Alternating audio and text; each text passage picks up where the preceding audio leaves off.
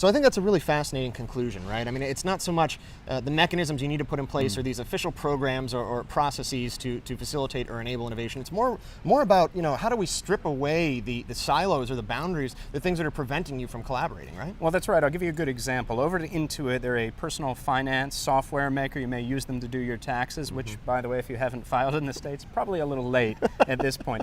But their leadership, their co-founders, have actually gone so far as to say that the role of leadership in the 21st century has fundamentally changed. And they say that leaders aren't just laying out strategy and vision, but their main responsibility is simply to remove the speed bumps in experimenters' way. And sorry, yes, I did do air quotes.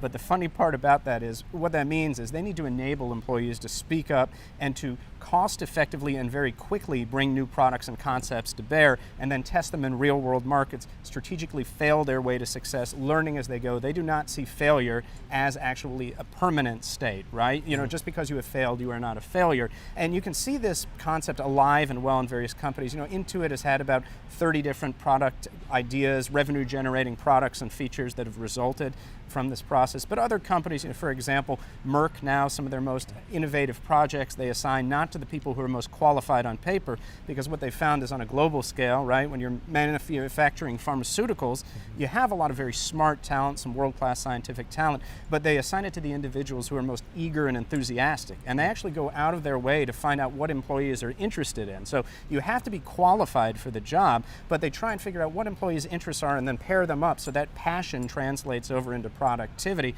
And mind you, they're not doing this when you're concocting drugs. That's still left to the scientists, thank goodness, so you don't have to worry about growing a third head or a vestigial tail suddenly. That's good.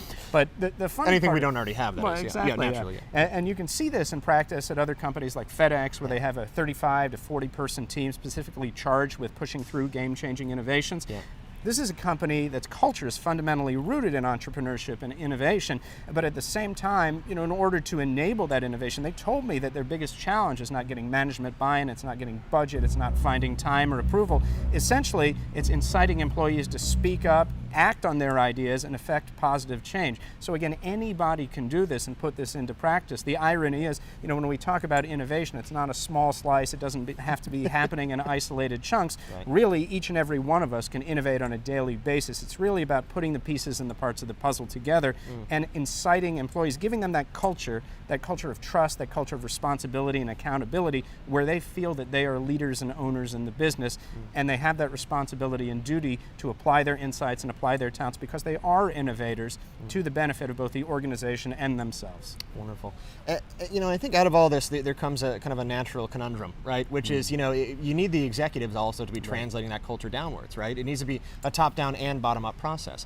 In doing that, you also have these quarterly deliverables, especially if you're a publicly traded company, right? So how do you work with executives to really, say, look, we need to be focusing not only on what's delivered this quarter, but also what's coming out next year, or frankly, what's coming out in 5 years? What's going to keep us afloat then? Right. So IBM actually published a study recently called Making Change Work, and what they found was that successful innovators, successful change practitioners did this about 80% of the time. Their success rate was literally 4 out of 5 times. It's amazing. That's double the rate of the average performer and 10 times that of the lowest 20 percentile that actually performed on the innovation and change management scale. So clearly our ability to manage the unmanageable, deal with unforeseen difficulties makes an impact. So you can make a clear argument. But they also found that of the characteristics that successful innovators and change management practitioners boasted, they found that one of them was that they actually had very sound methodologies in place. So you have to have a practical and systematic approach to innovation, but it also has to be tied to tangible, real-world outcomes so you can prove out the case,